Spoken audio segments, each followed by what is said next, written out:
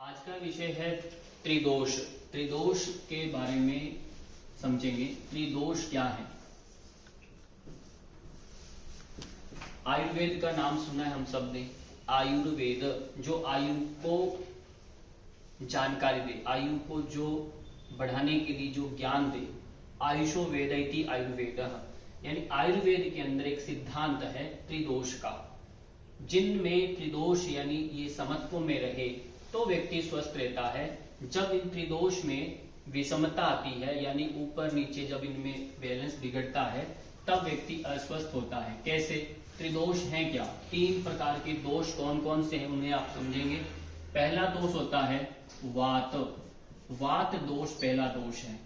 दूसरा पित्त दोष आता है, वात के बाद पित्त, और तीसरा है कफ दोष।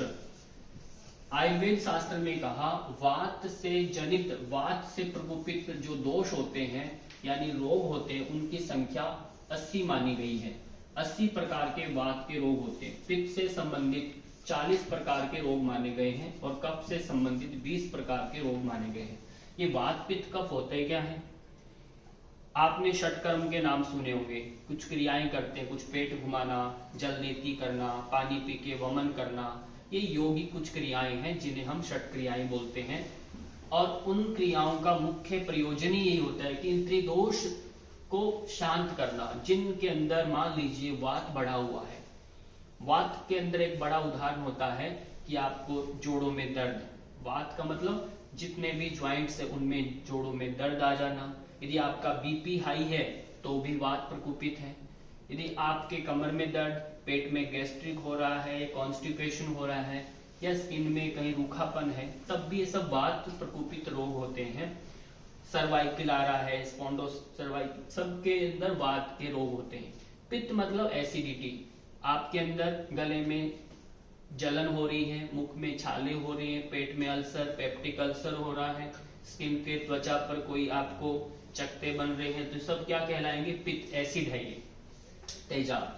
कफ यानी जुकाम खांसी जो हम कहते हैं, आपको एस्थमेटिक हो रहा है, एलर्जी हो रही है, ज्यादा मोटापा आता है, तो ऐसा स्थिति में कफ प्रकृति का होता है। इन वात पित्त कफ इनों को आपने अच्छे से जाना। इनकी वृद्धि और इनकी विषमता में हमारे शरीर में रोगों का जन्म होता है। इन दोषों को शांत करने के लिए अभी हमने पहले वीडियो में पढ़ा था पंच महाभूतों के बारे में। हर एक दोष को हम अपने पंच महाभूतों के थ्रू भी कंट्रोल कर सकते हैं। पंच महाभूत कैसे काम करते हैं? मान लीजिए आपने पहले पंच महाभूतों के नाम नोट कर लेंगे। पहला नाम इधर से दिखते हैं।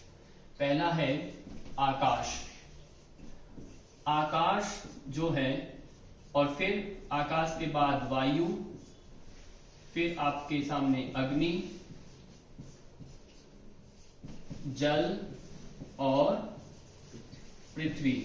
ये पंच महाभूत जो है, इसमें जब आकाश और वायु तत्व जब मिलते हैं तो वात दोष प्रकोपित होता है।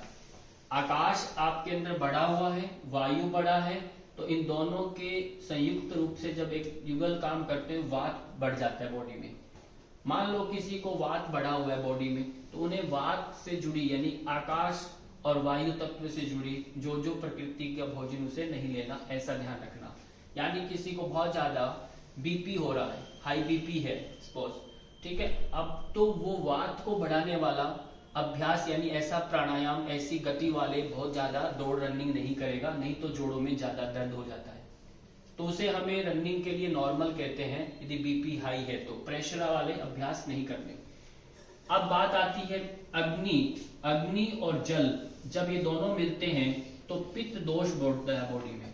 अग्नि और जल मिलने से अग्नि बढ़ा हुआ है, अग्नि के अंदर यदि पानी डाल दे तो आपका पित्त बढ़ेगा। इसलिए जिन जिन को भी पित्त एसिडिटी है वो खाना खाने के बाद पानी न पिए।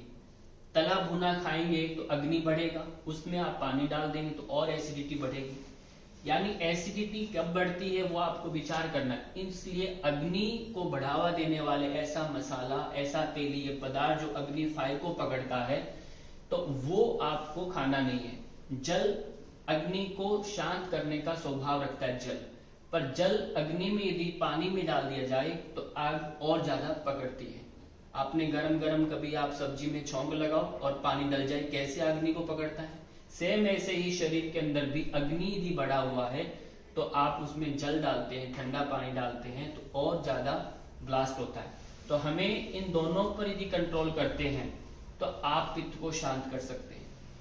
कफ दोष जो होता है इसके अंदर जल और प्लस पृथ्वी, जल और पृथ्वी का मिश्रण से कफ दोष बनता है। इसलिए जल से जुड़ी जितनी भी श्लेष्मा मधुर जितना भी आहार है, पृथ्वी वाला तत्व है वो आपको कम लेना है, कफ को बढ़ाना है, कम करना है। तो कफ जनित लोगों को हमें ये सब नहीं लेना। अब इन सब को हम कैसे ठीक कर सकते हैं, हर व्यक्ति को अपने अपने इसमें षड रसों के बारे की अलग जानकारी है, वो आपको हम बताएंगे किस दोष को कैसे हम ठीक कर सकते हैं थ्रू षड रस के माध्यम से।